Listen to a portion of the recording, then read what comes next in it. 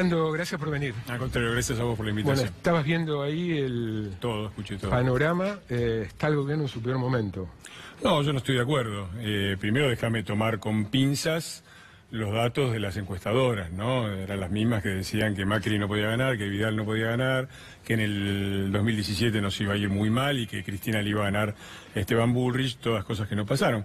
Pero bueno, son datos. Seguramente no es el mejor momento. Fernando, nos tomamos el trabajo de mostrar 3 encuestas, sí. Y creo que vos, que sos como todo político, seguidor de información, sabés que punto más, punto menos, son todas las encuestas coincidentes en marcar este panorama. Sí. De todas maneras, haces bien en decir, tomamos con pinzas todas las encuestas. Eso pero como a nosotros nos interesa, creemos que es de interés para el público, que creo que de todas maneras muestran un panorama, muestran un clima social. Puede ser. Yo creo que la obligación de un gobierno es hacer lo que cree que es lo mejor para el país, trabajar pensando en el futuro y en el largo plazo, no solo en el corto plazo, y después será el año que viene, los ciudadanos, como hicieron en el 2015, el 2017, será el momento de votar y ver cuál es el resultado.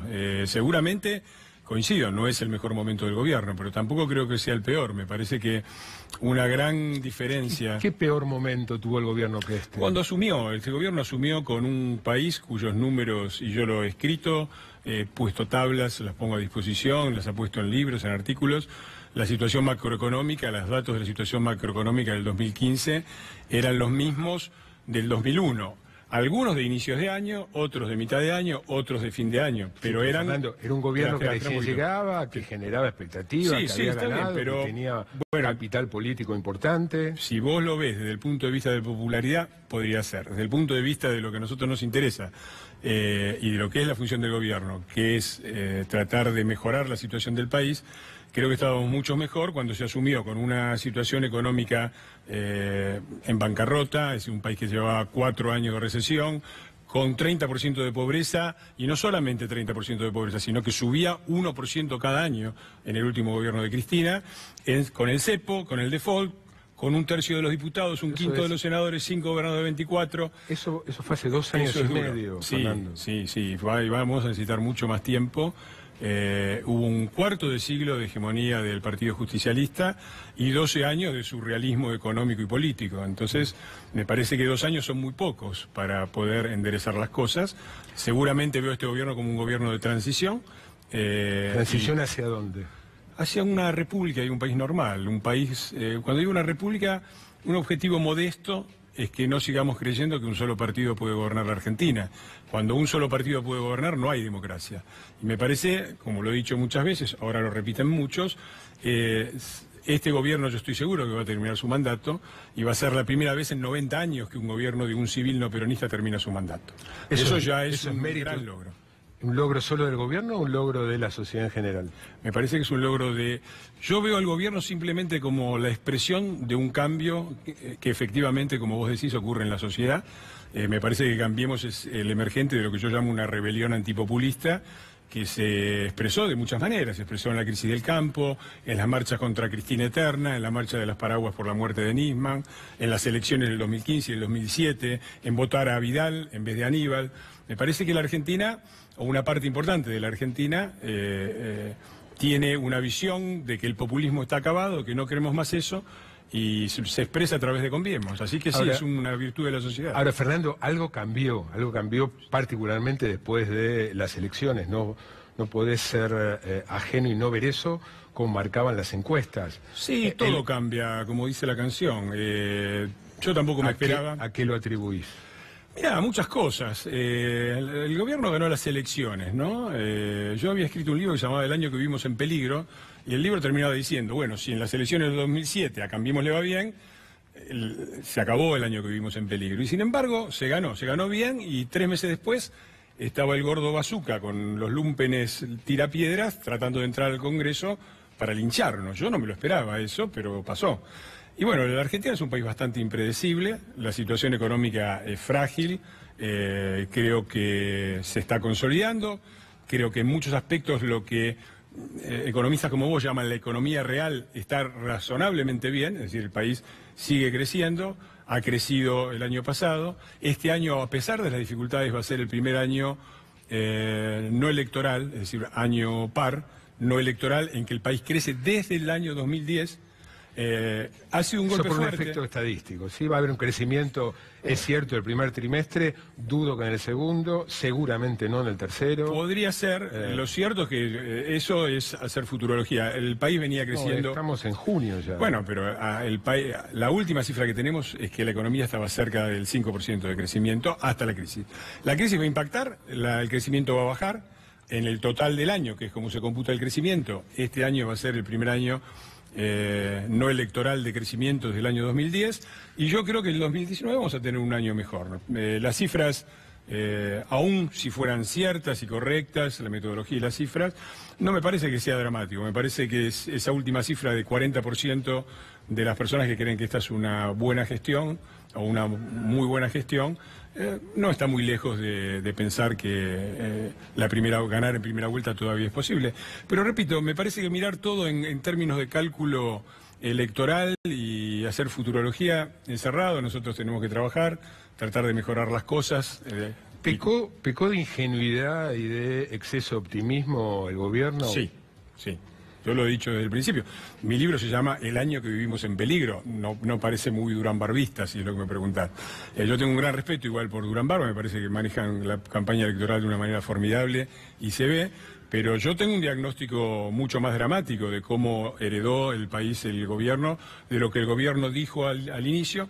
Ya el discurso del 1 de marzo de Macri de Asunción y de apertura del año legislativo fue distinto. En el medio, no digo que haya sido por mí, pero escribí un artículo muy crítico sobre eso, ¿no? Diciendo que el gobierno tenía que ser mucho más claro. Y creo que también fue ingenuo en evaluar dos cosas. Creo que calculó una salida de la situación económica más rápida, que no se verificó. Ahora pensamos, a pesar de que se venía la suba de tasas, subestimó el impacto que iba a tener. Eso es un error de cálculo. Y sobre todo creo que un error que comete sistemáticamente el gobierno es confiar demasiado en el que llaman el peronismo racional. El peronismo racional, al final de cuentas, resultan ser unos gobernadores de las provincias que cuando este gobierno cipayo, gorila, neoliberal de porteño llegó, había 18 provincias en déficit y 6 en superávit. Ahora hay 18 en superávit y 6 en déficit. Ahora, Fernando, lo que vos llamás el peronismo racional... No, yo no lo llamo, lo llaman algunos. Lo que se da en llamar el peronismo racional, ¿en qué los ha perjudicado? ¿En qué los ha complicado? Me parece que no. Me parece que el caso... Una parte era el Frente de Renovador. Mirá, ha habido 3 intentos de desfondar desde el punto de vista fiscal este gobierno.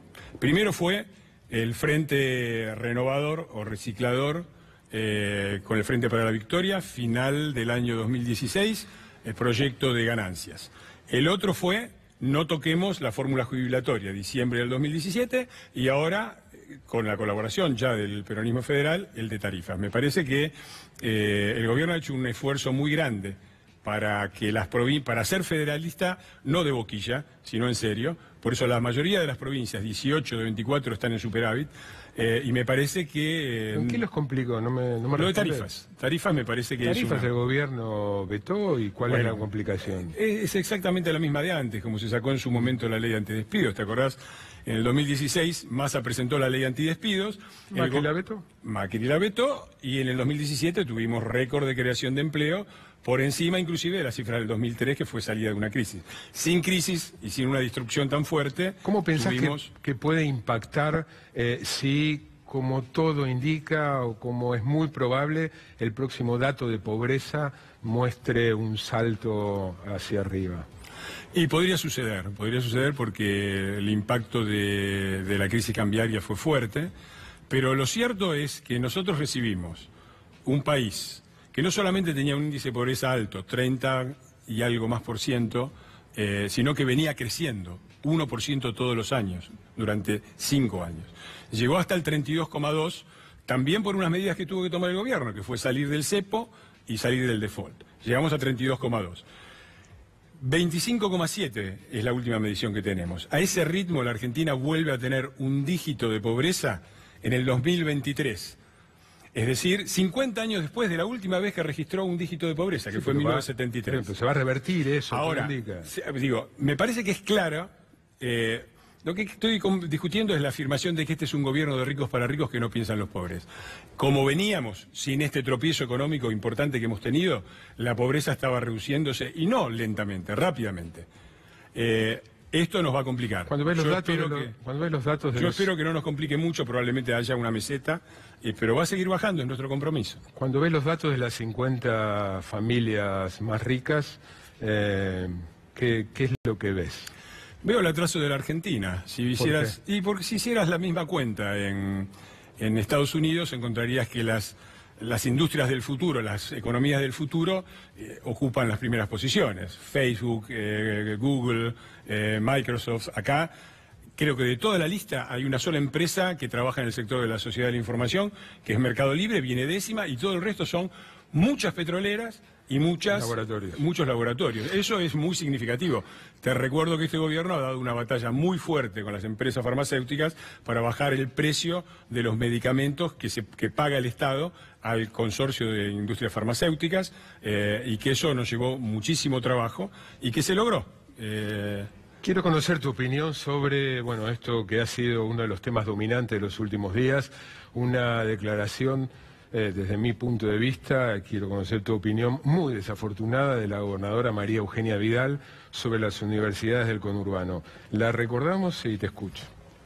Que durante años hayamos poblado la provincia de Buenos Aires de universidades públicas, cuando todos los que estamos acá sabemos que nadie que nace en la pobreza en la Argentina hoy llega a la universidad. Nadie que nace en la pobreza en la Argentina hoy llega a la universidad. No, es un error, claramente es un error. Decir nadie es abusivo. Sí es cierto que son pocos los que salen de la pobreza y llegan a la universidad. El modo como lo planteó. ¿Cómo? El modo como lo planteó. Me parece que no hay que confundir lo que es un diagnóstico con una propuesta. La idea del gobierno es todo lo contrario, facilitar que... por ejemplo, vamos a lo concreto, está saliendo el plan Progresar con respecto a las becas, que no solamente que pasó de ser una política asistencial donde los chicos recibían dinero y no había nunca ninguna exigencia de cumplir determinadas etapas en el proceso educativo, al plan Progresar, que ahora mantiene la beca, pero tienen que aprobar un determinado porcentaje relativamente bajo de materias, lo que hace que algo que era una política simplemente asistencial de tomar la plata y hacer lo que quieras, se transforma en una política educativa. Es decir, el gobierno está preocupado porque la mayor cantidad de chicos lleguen a la universidad, y no solo lleguen a la universidad, sino que salgan de la universidad, porque también pasa eso, muchos llegan y pocos son los que salen, ¿no? Se equivocó, un error grosero, ¿no?, de una gobernadora. Me parece que lo expresó mal, y me parece que hay un poco de mala fe en confundir lo que es un diagnóstico de una situación lamentable, que es que pocos chicos llegan desde la pobreza hasta las universidades, con una política de gobierno que las políticas específicas que aplica este gobierno desmienten. Fernando, gracias por venir. Gracias por la entrevista. Ahora enseguida vamos...